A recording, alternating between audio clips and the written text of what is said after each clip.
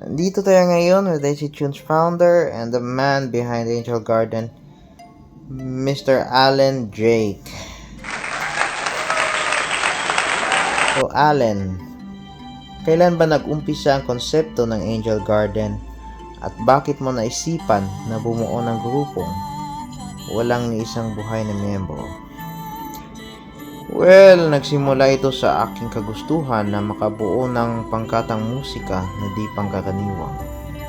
I always had that lifelong dream of starting a band, creating music that people can relate to. At mali ang sabihin nating walang kahit ni isang buhay na miyembro ng Angel Garden.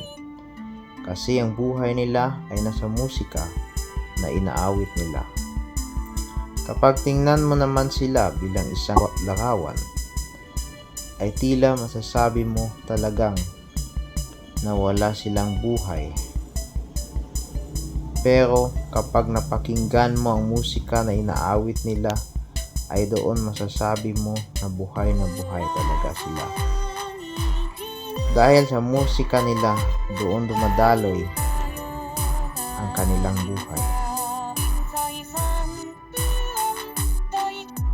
Nabalitaan ko na you are currently on the search for live members to add to the lineup of Angel Garden. Are there any truth to this? Now we are getting to the best part. The answer is yes. I am currently on the search for live members to add to the lineup of Angel Garden. But that is a topic for another time. Sa ngayon ay wala pa akong mapagkukunan para sa pagdagdag ng buhay na miyembro sa pangkat. Pero I am putting that into consideration naman din. Sana sa hinaharap ay magawa ko na madagdagan ng buhay na miyembro ang pangkat. Okay, that seems to wrap up our interview for today. Once again, Alan Drake, founder of AC Tunes and creator of Angel Garden. Maraming salamat.